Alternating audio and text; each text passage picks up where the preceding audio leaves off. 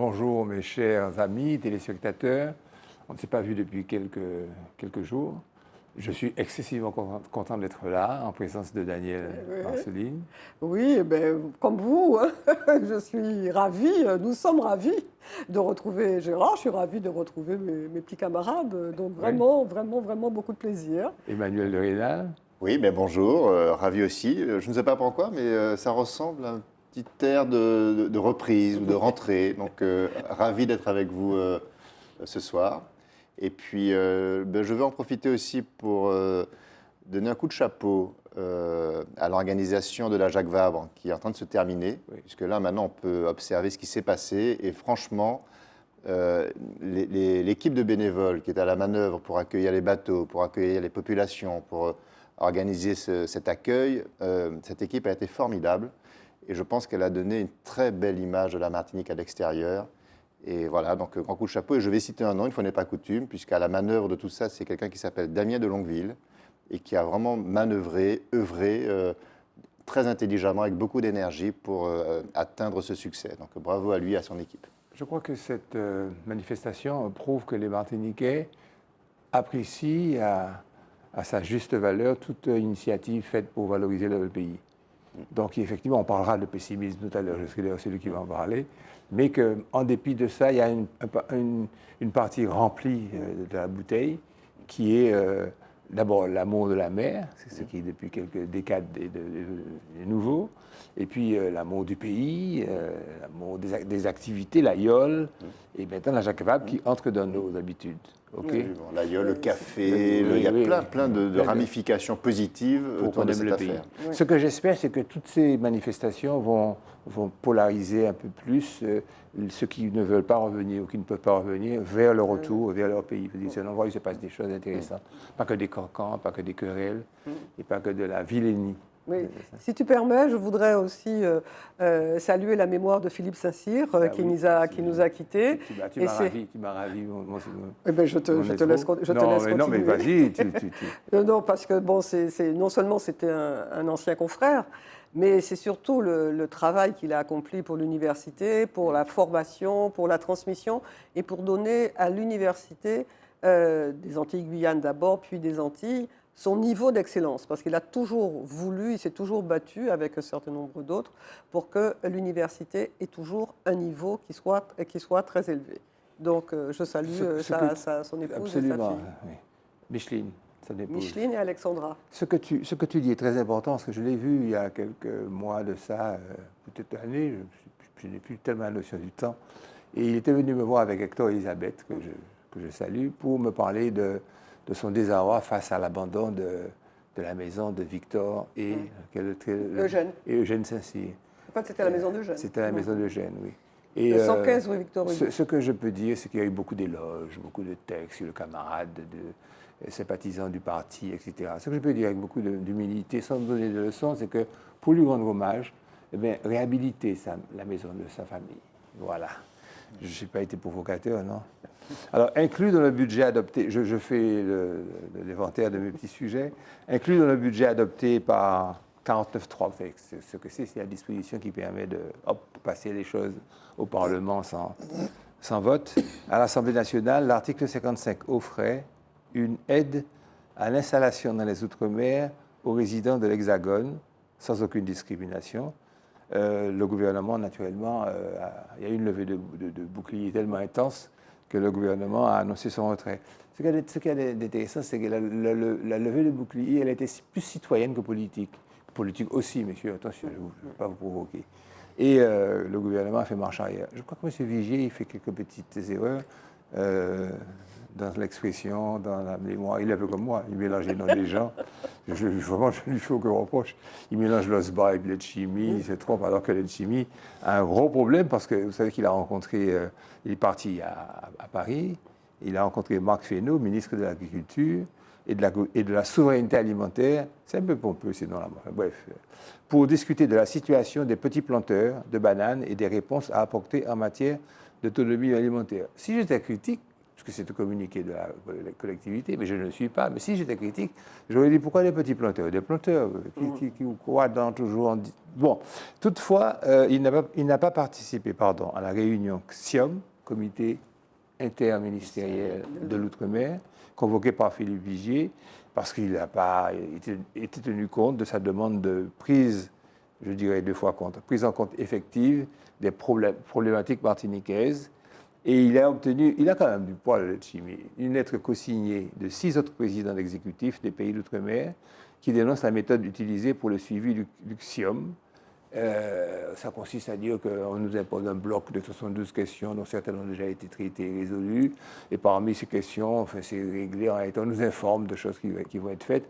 On ne collabore pas, mais on sert de faire valoir à des décisions ministérielles. Je simplifie à outrance. Les autres présidents, eux, sont allés. Oui, d'autres présidents sont venus, mais il a obtenu la lettre quand même. Même s'ils sont venus, mais il a obtenu une lettre signée d'eux. Bon, tout ça, c'est de la petite politique. Je ne sais pas s'il aurait dû être là ou pas là.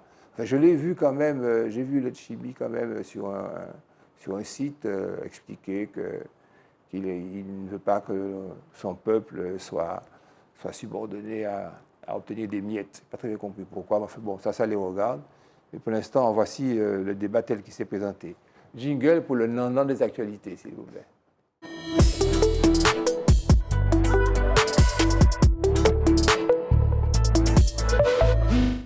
Là, une chose excessivement sérieuse et concrète qui peut nous arriver d'ici un demi-siècle. Le Tuvalu, menacé de disparaître sous les eaux, obtient l'asile climatique de l'Australie. L'Australie accorde effectivement l'asile climatique à un archipel. Le Tuvalu, c'est un archipel du Pacifique, menacé de disparaître sous les eaux avant la fin du siècle. Cette première mondiale est un soulagement. Ça, on comprend. Regardez le Premier ministre, si vous voyez les photos, si elles sont montrées, en train de faire un discours, les pieds dans l'eau. Et vous allez voir des photos de l'habitat. Mais c'est toi qui traites ça, vraiment. Oui. Moi, j'ai pas tiré dedans. Oui, le Tuvalu, d'abord, qu'est-ce que c'est que le Tuvalu? C'est un archipel, comme tu l'as si bien dit, qui est dans le Pacifique Sud, assez loin de l'Australie d'ailleurs, assez isolé, assez perdu au milieu de l'océan. Et c'est un archipel constitué de 9 atolls, qui est tout petit, 24 km², je ne sais pas si vous vous rendez compte. Et sur ce minuscule archipel vivent 11 000 personnes. Donc c'est loin de tout. Et cet archipel, depuis quelques années, voit ses côtes rognées par la montée des eaux. Sur les 9 atolls, il y en a déjà 2 qui sont totalement submergés. Et donc, il projette, dans quelques décennies, dans 20 ou 30 ans, de disparaître totalement. Donc voilà une conséquence concrète du réchauffement climatique qui vient sortir des habitants de leur habitat. Alors ça concerne cet archipel, mais ça se passe ailleurs dans le monde. Oui. Ça se passe pas loin de chez nous, dans la Caraïbe. Il y a des exemples tout à fait similaires qui sont en train de se produire. Alors, le Tuvalu, là, pour le coup, est menacé dans son existence. C'est une menace existentielle. Et par des prises de position publiques fortes, a réussi à obtenir de l'Australie ce fameux asile climatique.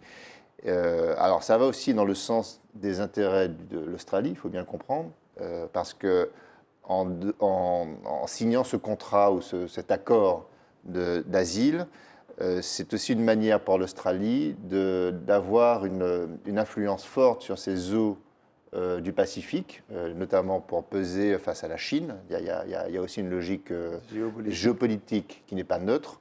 Mais indépendamment de cette motivation, il y a une solution qui est apportée aux populations. C'est la première, je crois, en l'espèce, c'est le premier asile climatique formellement signé. Et donc le principe de cet accord consiste à accueillir progressivement, chaque année, 280 personnes de ces îles en Australie et de leur octroyer la totalité des droits australiens, droits sociaux, etc., en faire des citoyens s'ils le souhaitent. Bourse pour études, santé et tout. Absolument. Alors voilà quelque chose qui nous parle directement parce que ça met le doigt sur un phénomène qui va s'amplifier de manière massive. On prévoit que dans les 25 ans qui viennent, 1 milliard d'individus sur la planète sera concerné par ces migrations climatiques. Et à ce jour, il n'y a pas de statut de réfugié climatique. Il n'y a pas de statut de réfugié climatique. D'accord multilatéral, ça n'est que la bonne volonté. Absolument, ce sont des accords. Il n'y a pas d'accord absolument, il n'y a pas d'accord multilatéraux. Là, en l'occurrence, c'est un accord entre deux États, puisque le Tuvalu est un État indépendant. C'est une monarchie indépendante depuis 1978. C'est une ex-colonie anglaise, je crois, britannique. Et donc, se pose le problème pour tous ces États indépendants qui ont besoin de trouver finalement une terre d'accueil par des accords bilatéraux, et puis demain peut-être multilatéraux si le droit international se mobilise dessus. Mais ça concerne également les dépendances, je pense notamment à nous-mêmes, hein, puisque la Martinique est confrontée à cette menace, pas dans les mêmes proportions que le Tuvalu, mais je ne sais pas si vous avez assisté déjà aux conférences très intéressantes de Pascal Safache, qui fait un travail remarquable sur les simulations de la montée des eaux et de l'impact de ces montées des eaux sur les côtes de la Martinique, mais également des îles de la Caraïbe. Et lui, il démontre que dans quelques décennies, des îles de la Caraïbe vont disparaître complètement. Et pour nous Et pour nous, les côtes seront rognées de manière substantielle, en particulier dans des zones de poumons, Fort-de-France, Lamentin, l'aéroport. Lui, il prétend en tout cas, ces modèles prévisionnels démontrent que l'aéroport sera sous l'eau dans les 30 prochaines années ou 40 prochaines années. Et donc, là se pose la question de notre existence et notre capacité à tenir nos échanges avec le reste du monde. Donc voilà, ça c'est un vrai sujet. Et je suis assez surpris d'ailleurs qu'en tout cas chez nous, alors que les choses se dessinent, les prévisions sont relativement claires, il y a un consensus scientifique sur ce qui est en train de se passer malgré tout, que les politiques publiques ne se soient pas réellement emparées de ce sujet, parce que s'il faut s'il faut adapter la Martinique dans sa capacité d'accueil, il faut commencer tout de suite. c'est maintenant. Là, il faut rentrer dans l'action. Au prêcheur Nadeau a commencé. Oui, mais ce n'est pas seulement ça. C'est dans les plans d'urbanisme, il y a des permis de construire qui ne sont plus accordés dans les zones qui sont à risque. Non, il y a déjà des mesures. Alors, je vais vous donner un exemple pour vous montrer qu'il faut être plus ambitieux que ça. Parce que oui, vous avez raison, on est d'accord, mais il faut être beaucoup plus ambitieux. Il faut penser aujourd'hui le réaménagement du territoire. Quand les eaux vont monter, le prêcheur, alors même si le Nadeau remonte un peu la commune un peu dans les terres, il y a tout cet accès du Nord Caraïbe qui risque d'être supprimé avec des poches de population isolées. Et donc se pose la question d'un nouveau réseau routier qui tienne compte de l'incapacité des voies routières côtières de pouvoir faire circuler les populations. Si un cataclysme survient dans le Nord aujourd'hui, enfin demain, on aura du mal à pouvoir protéger les populations qui seront engorgées dans des réseaux limités. Et donc, la cause est attendue. Sujet 2, 1 an de prison avec sursis requis à l'encontre d'Éric Dupond-Moretti. Je te laisse parler, tu me permettras de dire 2 petits mots à la fin. Mais il n'y a pas de problème. Alors donc, tout le monde connaît maintenant Éric Dupond-Moretti. On le connaissait déjà en tant qu'avocat, puisqu'il était réputé pour le nombre d'acquittements obtenus à tel point qu'on l'avait surnommé acquittator. Il est maintenant donc ministre de la Justice. Et ce qui marque tout le monde, c'est le fait qu'un ministre de la Justice, de surcroît, comparaisse devant la Cour de justice de la République. La Cour de justice de la République est une institution judiciaire réservée aux ministres et présidents de la République. La présidente de la République, pardon, c'est une autre juridiction, qui sont, dans l'exercice de leurs fonctions, accusés d'avoir commis des infractions. La Cour de justice de la République est composée, et ça c'est important de le savoir, de 15 membres, dont 12 sont des élus de l'opposition et de la majorité, et 3 sont des magistrats professionnels. Donc ce n'est donc pas une juridiction composée uniquement de magistrats professionnels.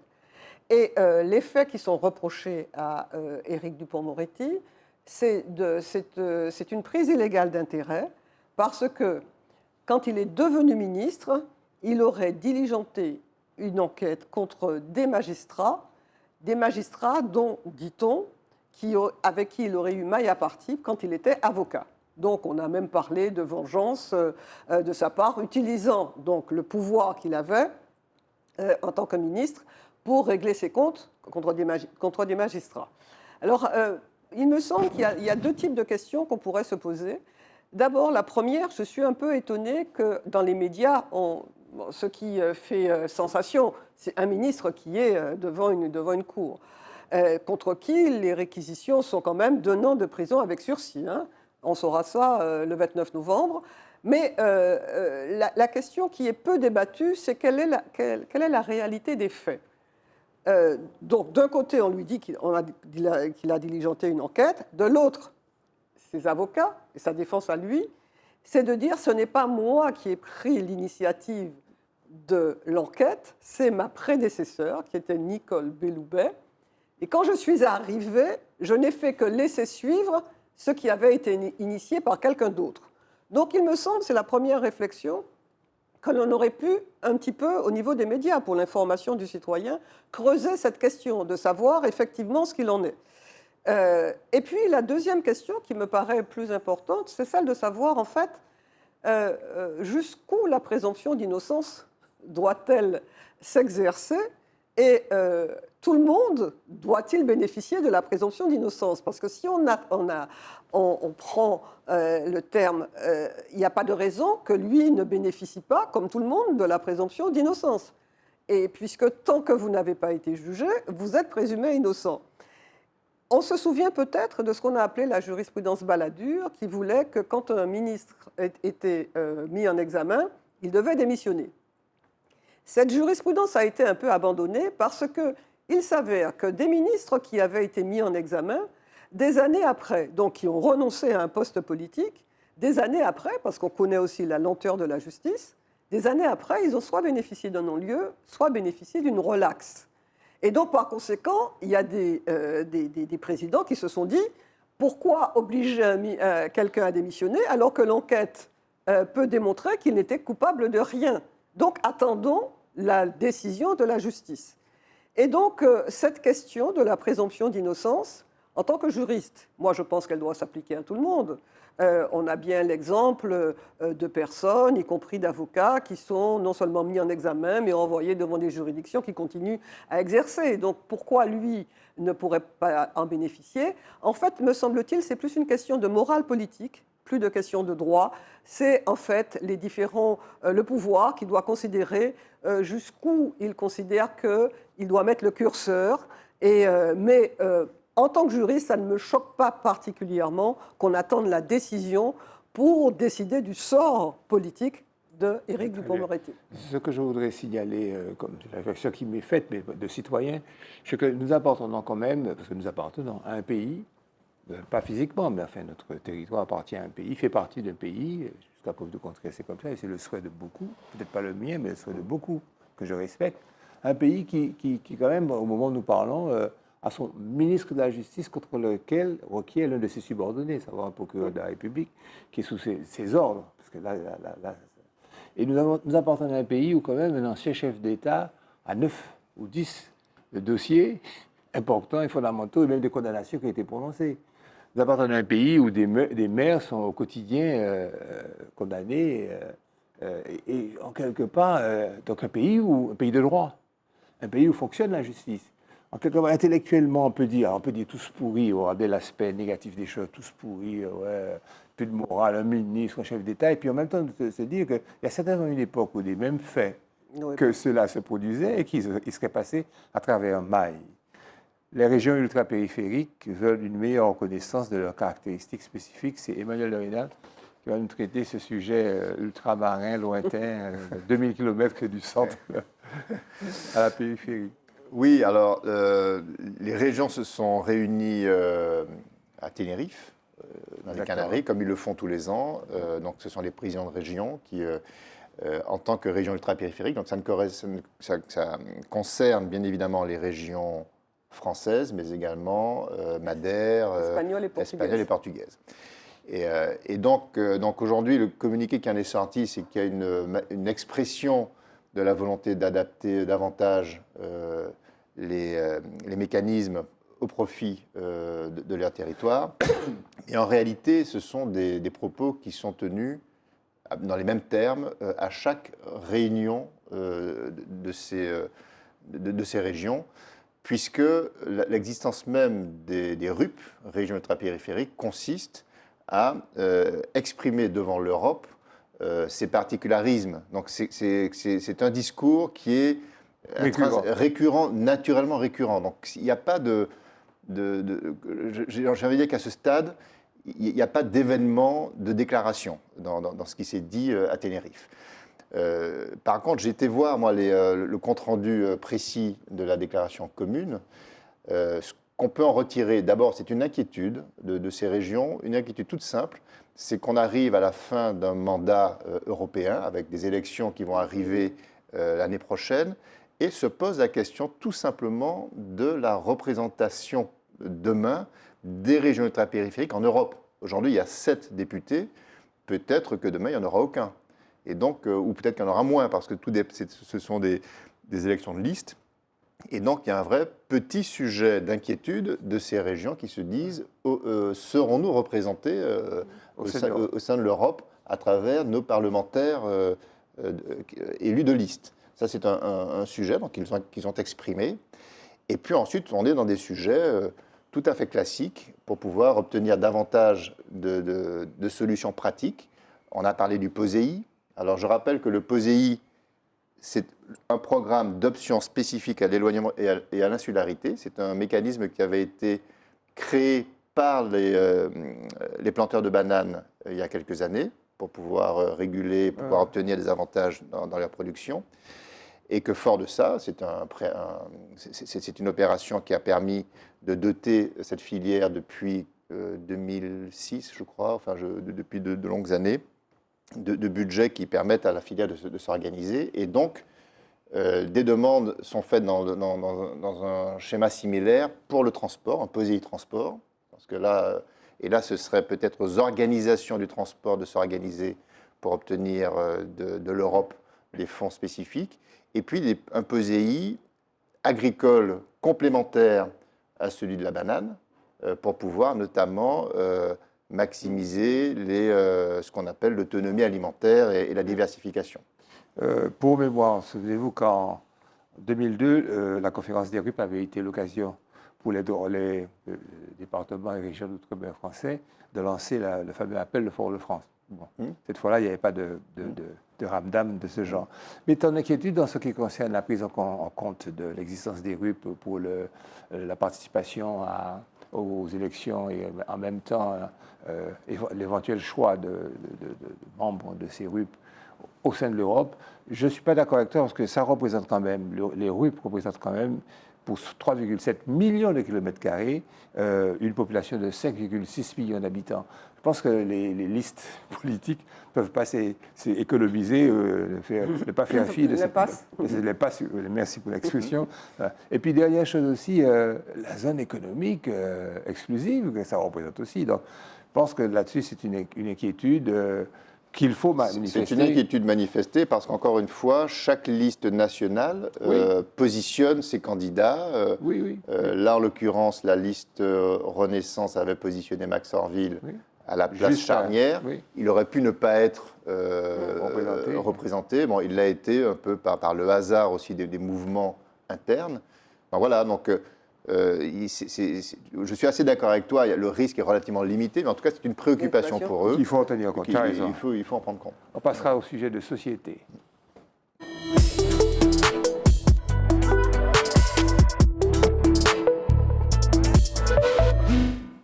Alors, c'est moi qui planche. Hein.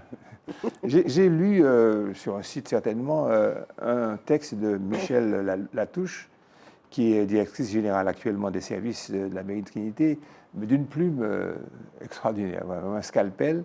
Elle parle, le titre que je ne dirais pas en entier, mais il y a entre autres dans le titre cette expression, l'érosion des valeurs quand la société martiniquaise se perd. Quand la société martiniquaise se perd. Alors, elle pose d'abord une question entre des tenues audacieuses, des postures suggestives et un certain laisser-aller, où se situe le respect et les valeurs qui ont autrefois réagi notre communauté. Alors ça paraît un petit peu rétrograde, conservateur, etc. Mais en fait, ce sont des questions que nous nous posons tous les jours. Elle fait un constat, c'est la place de l'éros ou l'érotique, l'abandon des règles de respect, de savoir-vivre, les postures suggestives, les tenues dépouillées, un érotisme véhément, des corps à l'avenant, à tout va, des chansons obscènes qui ont quitté le carnaval pour être au quotidien, des jurons dont la thématique s'attache à la partie principale du corps de nos mamans. Elle explique que les chansons, effectivement, avaient un fond de tradition, mais c'était limité à un folklore très précis, à une époque du moins de la vie sociale, le carnaval, que ça a quitté donc la place de la Savane pour être tout public, tout public et toute manifestation artistique. Elle a une interrogation de se savoir que disent, alors ça c'est intéressant, de nous, de notre société, ces extrêmes, ce qu'elle appelle une boulimie de désir, que sont devenues nos règles d'attention à l'autre, de respect de l'autre. Quelques hypothèses qu'elle fait, je vais vous les citer très rapidement. Elle explique que la société était tenue jusqu'à maintenant par l'éducation, la famille, la religion et l'école. Et tout ça a subi des ruptures. Le départ massif des jeunes, elle attribue, je vous donne son opinion, que le départ massif des jeunes martiniquais suscite chez eux l'adoption comme synonyme de liberté, l'adoption de schémas d'éducation ailleurs, plus permissifs, pris à l'endroit où ils émigrent, des modes de vie plus individués, plus centrés sur la personne. Elle impute aussi à la société de consommation, l'urbanisation, un affaiblissement progressif des liens familiaux, communautaires et une distance mise dans les normes sociales. Elle explique aussi que le cadre moral s'est distendu, c'est son opinion, sous l'effet notamment de la déchristianisation,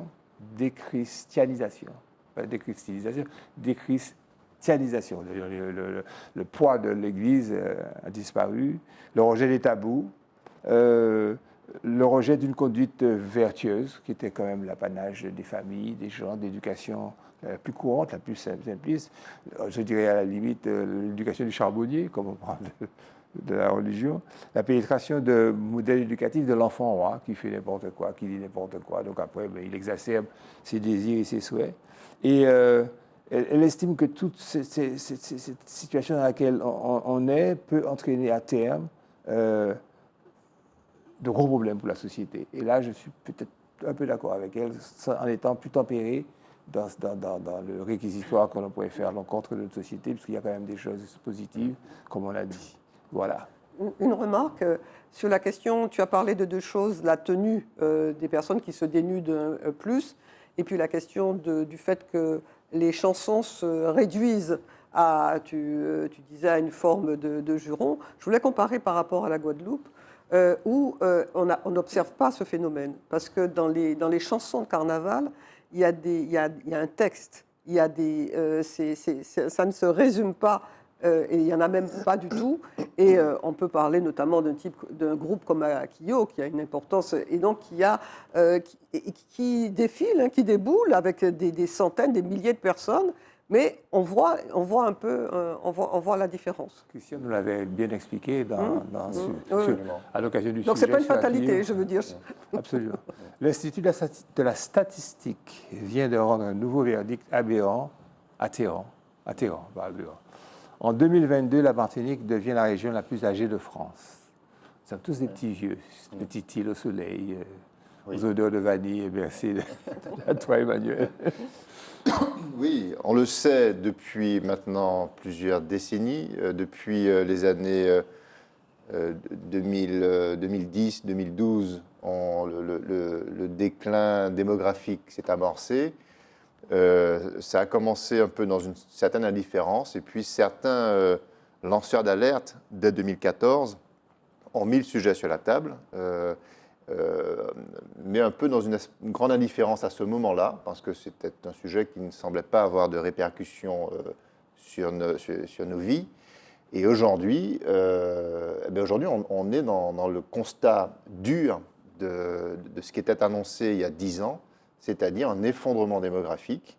On est passé en très peu de temps d'une situation où nous étions sans doute un territoire le plus dynamique sur le plan démographique, le plus jeune, à une situation où nous sommes devenus les plus vieux, les plus âgés de France. Et ça en très peu de temps. Chaque année, la Martinique perd entre 4 500 et 5 000 habitants. De par la conjonction de deux phénomènes démographiques, le solde naturel entre les naissances et les décès, où aujourd'hui on meurt plus qu'on ne naît en Martinique, avec un solde négatif important. Et ça, c'est structurel, hein, on est là dans... Et puis le solde migratoire entre ceux qui partent et ceux qui viennent. Donc il y a bien plus de gens qui partent. On dit que c'est plutôt la jeunesse qui s'en va. Alors c'est vrai parce que c'est dans les processus un peu mondiaux des comportements humains d'aller chercher ailleurs des expériences. Les études s'ouvrent aussi à nos jeunes pour certains d'entre eux et donc vont tenter l'aventure étudiante ailleurs. Et puis du coup restent parce qu'ils trouvent aussi, ils se fixent, ils trouvent des expériences de vie qui les maintiennent ailleurs, etc., etc. Et donc on a ce double phénomène et aujourd'hui la Martinique se dépeuple et en se dépeupant, elle vieillit. Donc on a une double peine qui est assez problématique. Et face à ça, alors ça fait quelque temps qu'on délivre un peu le même discours, il y a deux attitudes. Soit on est fataliste et on constate cet effondrement avec pour seule réponse l'adaptation. Donc on doit s'adapter à une situation de dépression. Et donc là-dessus, il y a des solutions dans cette logique adaptative. On parle notamment de l'économie du vieillissement, la silver economy. On parle de politique publique pour pouvoir servir davantage les populations âgées. Donc là, on est dans une logique d'adaptation. Et puis il y a une autre logique, qui est une logique qui est plus volontariste, qui consiste à dire et si après tout, on agissait pour inverser les courbes? C'est une vraie attitude mentale. Et comment? Alors, nous avions travaillé à l'époque avec un groupe de chefs d'entreprise sur cette question, et nous avions révélé un terme qui aujourd'hui est un terme devenu banal, qui est la restauration de l'attractivité du territoire. Nous avons un problème fondamental, je pense, hein, parce que ce phénomène d'effondrement démographique, c'est la conséquence de l'addition de plein de sujets. Donc il n'y en a pas un plus important que l'autre. Mais globalement, on se retrouve confronté à une dépression de notre attractivité. C'est-à-dire que beaucoup de nos compatriotes estiment ne plus trouver ici ce qui pourrait leur offrir des perspectives de vie et donc vont chercher ailleurs ce qu'ils ne trouvent plus ici. Alors, une fois qu'on a posé les choses comme ça pose la problématique économique. Sommes-nous en mesure et en capacité de réactiver des activités? En faisant quoi? Peut-être en transport, il y a des problèmes de transport, il y a la vie nocturne, par exemple. Beaucoup de jeunes estiment ne pas trouver de réponse culturelle nocturne. Ne serait-ce que ça, c'est une réponse. Il y a l'accueil des enfants dans les crèches, etc. Il y a les écoles qui manquent parfois de capacité, les transports qui sont un vrai sujet pénalisant. La relation humaine.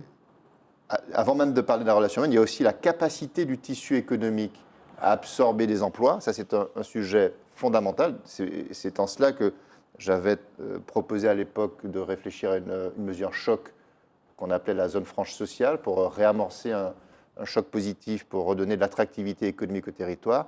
Il y a aussi les relations humaines. Tu as raison, parce que pour certains, alors ça n'est pas la majorité des gens qui réagissent contre cette ambiance un peu difficile, mais c'est vrai que ça s'ajoute une certaine propension aussi à s'auto-dénigrer, à s'auto-flageller, à ne voir que le verre à moitié vide, à ne mettre en avant que nos problèmes. Et bien tout ça, ça provoque des effets un peu désespérants et une jeunesse qui rentre dans la vie, elle a besoin de plus d'espérance et parfois se dit, allons voir ailleurs si je peux trouver ça. J'ai discuté avec une cadre, cadre commercial qui a voulu revenir ici et qui m'a expliqué que le choix qu'on lui a donné était d'avoir un poste où elle était payée à moitié ce qu'elle gagnait en France. Et on a dit qu'on ne peut pas faire plus pour vous, donc le tissu économique. Elle a accepté, et puis depuis elle s'est fait sa place et qu'elle a pu, au bout de 10 ans quand même, retrouver ses salaires qu'elle avait. Parce que c'est comme ça. Daniel, oui, juste pour signaler que cette problématique, la France continentale va la voir dans pas longtemps et que d'ailleurs au Parlement, hier, c'est-à-dire le 23 novembre, a été adoptée une loi qui s'appelle la loi du bien vieillir et qui anticipe une loi de programmation pour le grand âge qui va être adoptée l'année prochaine. Et que nous pouvons, nous, comme nous sommes déjà dans cette situation, peut-être être précurseurs et donner des exemples qui pourront être suivis dans l'Hexagone plus tard. On parlait de la Jacques Vabre en introduction. Voilà le type d'événement important pour redonner de l'attractivité partiellement au territoire. Donc je crois qu'il faut multiplier ce type d'événements positifs. Et qu'il ne faut pas désespérer. Alors, on reste dans le politique, on n'en sort pas, tout est politique. Pourquoi la France reparle-t-elle brusquement des classes populaires et des bourgeois? Quand ça revient sur le terrain, c'est à l'occasion de la sortie du livre de Julia Cagé et de l'économiste star Thomas Piketty, une histoire du conflit politique, élections et inégalités sociales en France, 1789-2002, où brusquement tout le monde s'est posé des questions. Qui a voulu faire taire la classe, la notion de classe? Souvenez-vous que lorsque nous étions plus jeunes, Daniel, tu as connu ça, moi aussi, peut-être toi un peu moins, tout passait par la notion de classe sociale, l'appropriation des moyens de production, des capitalistes de côté, et puis des travailleurs, des ouvriers, des bourgeois d'un côté, et puis des exploités. Maintenant, tout ça s'est perdu dans une sorte de nuage dont je vais vous parler. Alors, la perspective de Piketty est de s'interroger pour savoir, et de Julia Cagé, pour savoir pour qui ont voté les classes populaires, donc ça les préoccupe à la dernière présidentielle. Ça, ils sont encore en train de chercher. Parce que ce vote, il est courtisé de toutes parts. Darmarin, à un colloque, un congrès de son parti, expliquait que la voix d'un ministre vaut la voix de l'ouvrier, c'est-à-dire que nous, toutes ces mounes, quoi. C'est de faire des confusions entre les plus aisés et les moins nantis. Pour le Parti socialiste, ça donne que ce sont des classes, les classes populaires, ce sont des classes subordonnées au point de vue des revenus, des conditions, et puis surtout du travail, de l'emploi, et puis aussi de la culture, dominée en matière de culture, de capital éducatif. Ça, c'est le Parti socialiste. Ça représente quasiment 40 et 50% des actifs.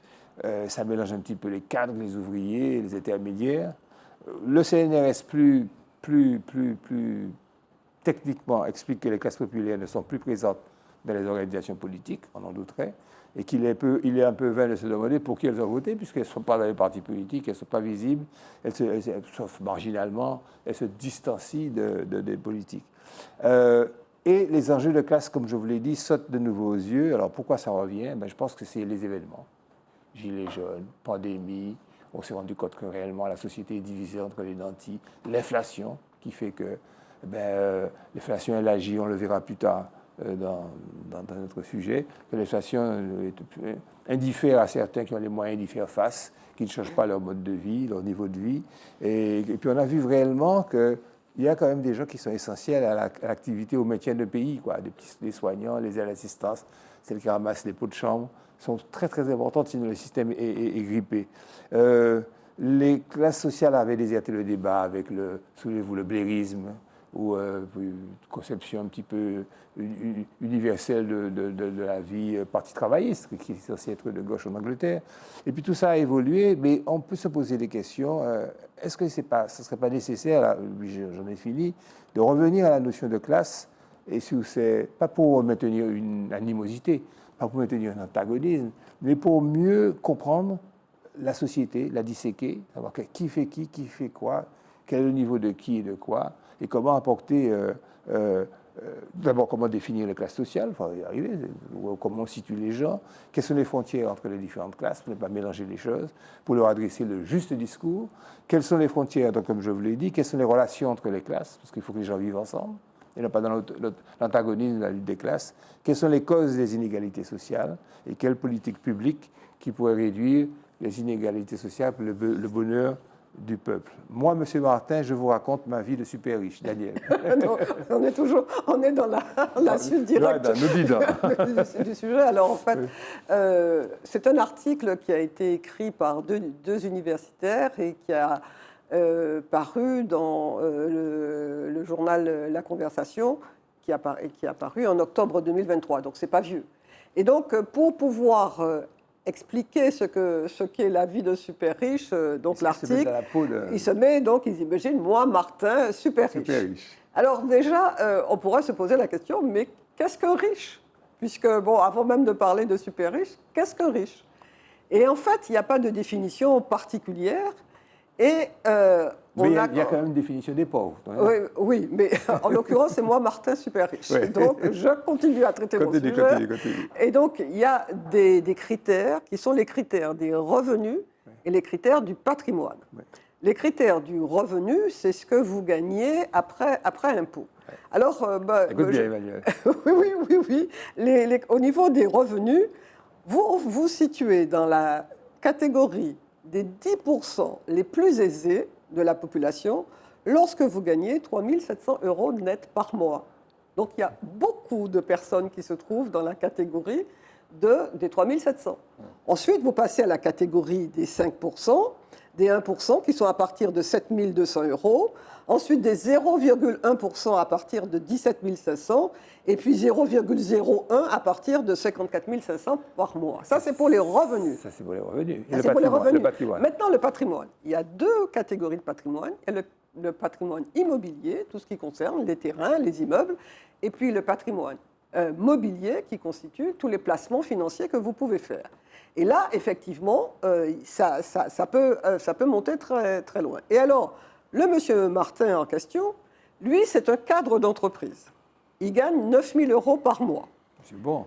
Sa femme ne travaille pas. Il a un patrimoine immobilier avec son épouse qui est d'environ 2,5 millions d'euros. Oui. Et ça lui rapporte un revenu, parce que par ses loués, oui, de un peu plus de 3 000 €. Et il a des placements... Par mois. Par mois. Oui. Tout ça, c'est par mois. Et il a des placements financiers qui lui rapportent à peu près aussi 3 800, un peu plus. Donc, grosso modo, il a un revenu mensuel de 16 000 € par mois. Ça le place dans la catégorie des 1% les plus riches. C'est ce qu'il dit.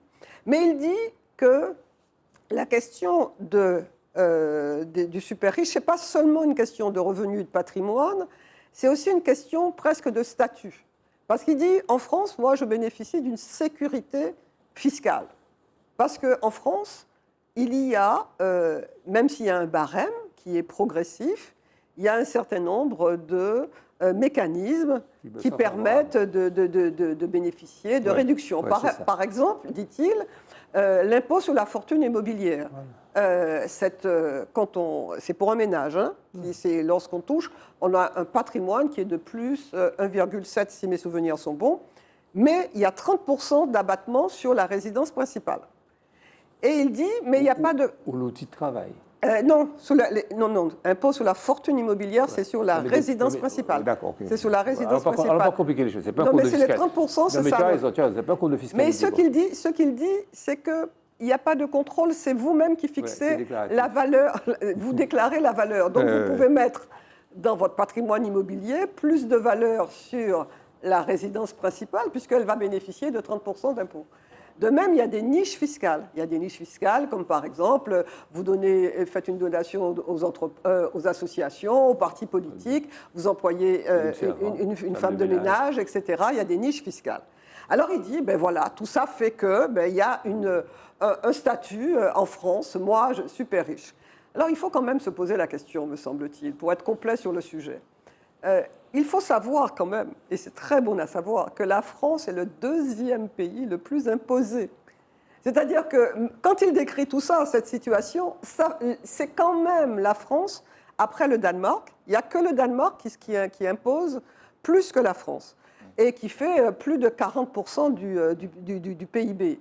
Donc c'est quand même une chose. Ensuite, il faut savoir que, je prends le cas de la France, sur les foyers fiscaux, il y en a 39 millions, 39,9. Il y en a 17,9 qui payent l'impôt sur le revenu, c'est-à-dire qu'il y a 44% des Français qui payent l'impôt sur le revenu. Et pour être complet, lorsqu'on arrive à la Martinique, il y a seulement 28,6% des Exact. Martiniquais qui payent l'impôt sur le revenu.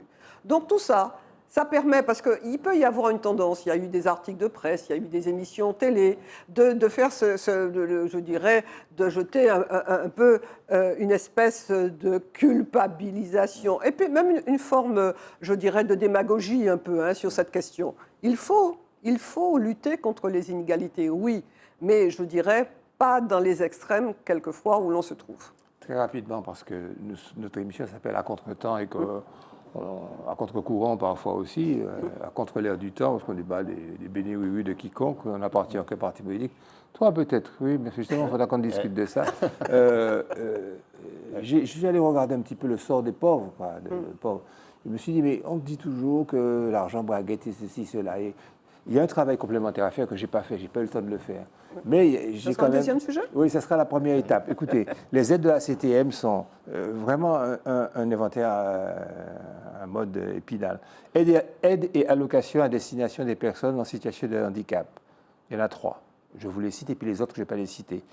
Prestation de compensation du handicap, allocation aux adultes handicapés, allocation de compensation pour tierces personnes, allocation d'éducation spéciale destinée aux familles dont un enfant est handicapé. Aide et allocation à destination des familles monoparentales. 1, 2, 3, je vous ai dit, je ne vais pas toutes les citer, les aides. Aide et allocation à destination des personnes âgées. 1, 2, 3. Aide et allocation à destination des étudiants. 1, 2, je cite comme ça pour un petit peu varier l'énoncé. Bourses d'études, allocation de rentrée scolaire, aide au logement étudiant. Aide et allocation à destination des personnes en difficulté financière. Revenu de RSA, qui veut dire revenu de solidarité active. Il faut le dire parce qu'on parle tout le temps de RSA. Allocation de solidarité spécifique, ASS. Autres aides et allocations, ça c'est intéressant. Aide à l'insertion professionnelle. La CTM propose des aides à l'insertion professionnelle, aide au logement, aide à la mobilité. Et pour plus d'informations sur les aides et allocations versées par la CTM, vous pouvez consulter le site internet de la CTM ou vous vous rapprochez d'un guichet unique à la CTM où on vous expliquera tout. Je me souviens que dans la baie de l'une des petites baies du Sud, avec un ami qui s'appelle Villeronce, je lui disais, oui, les Martiniquais, ceci, cela, etc. Un discours un petit peu gauchisant et bêtement gauchisant. Il me disait, il a été très proche d'Alfred Marie-Jeanne, je le dis, je pense pas que j'avais des honneurs en disant ça. Il me disait, les Martiniquais savent tout. Avant l'allocation décidée, avant d'être décidé du local est touché, je ne critique pas mon peuple, puisque je dis qu'effectivement, en conclusion, nous devons dire, peser, mettre le fléau au milieu, mettre le clocher du village, mettre le clocher au milieu du village. Voilà. Je n'ai pas. Et l'État français également donne, pour être complet, donne d'autres indemnités à ces mêmes secteurs, à cette même population que j'ai énoncée en parlant de la CTM. Ouais, naturellement, ça ne se chevauche pas. Il y a certainement des. Et c'est là que la suite de l'étude est nécessaire, c'est de voir un petit peu le jeu qu'il y a entre le cumul qu'il y aurait entre ces différentes aides étatiques et les aides qui seraient donc... La France est le pays le plus redistributif du monde, avec le Danemark, mais c'est le pays le plus redistributif. Oui, avec malgré tout encore des choses à améliorer, mais il n'existe pas d'autres pays dans le monde qui redistribuent autant les richesses produites par les plus riches. Tu parlais de politique publique, c'est justement là, quand il y a des inégalités naturelles, par exemple les transmissions, l'héritage, et donc par conséquent, c'est bien là que les politiques publiques doivent jouer pour lutter contre les inégalités. On va quand même, sans question, on va quand même essayer de faire ça sera difficile. Oui, de fabriquer un petit truc, de bricoler un truc, musique.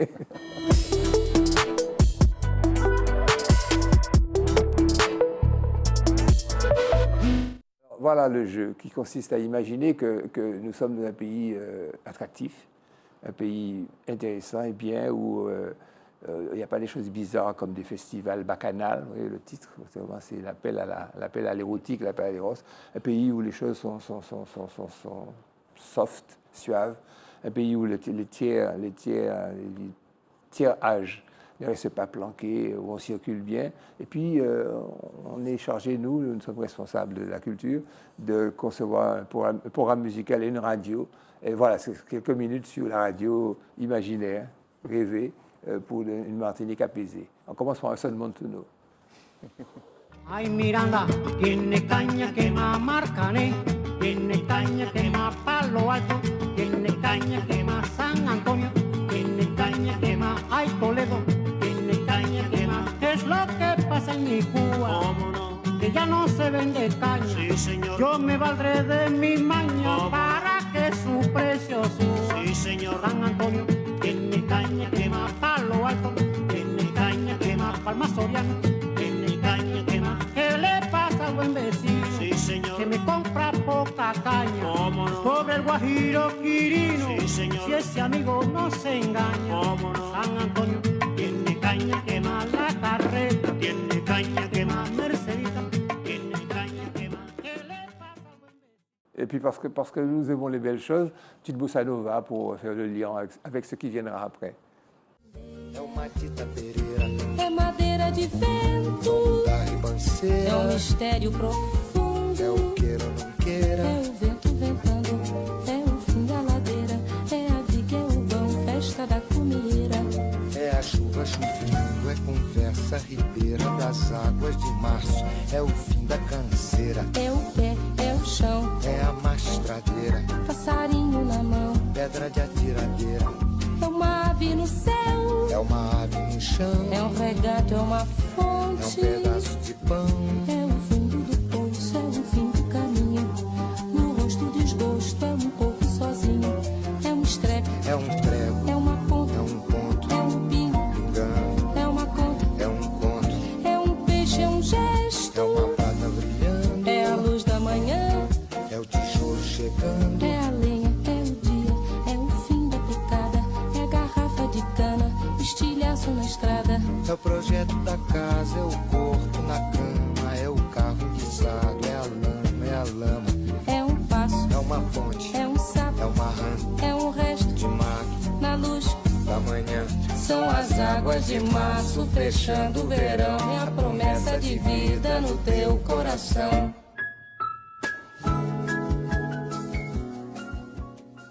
Et puis souvenez-vous quand même que nous sommes français et qu'il y a une chanson française de qualité, n'est-ce pas?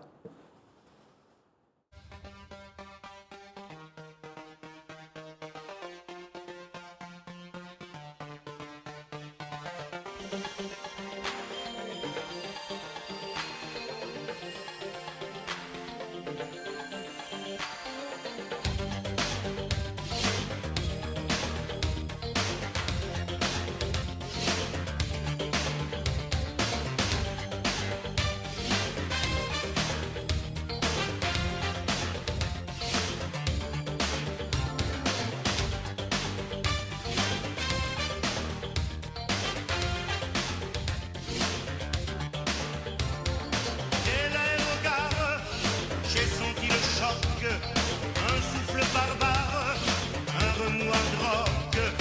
Dès l'aérogare, j'ai changé d'époque, comme on ça démarre, sur les starting blocks.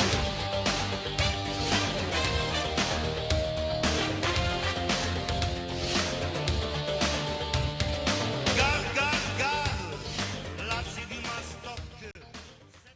Bon, ben voilà, j'espère que Christian ne va pas, quand il regardera l'émission, il est en voyage. Donc je l'excuse auprès de vous, il est vraiment malheureux de ne pas être là, vraiment, c'est un déchirement, mais comme il me dit, il faut mener sa vie de retraité.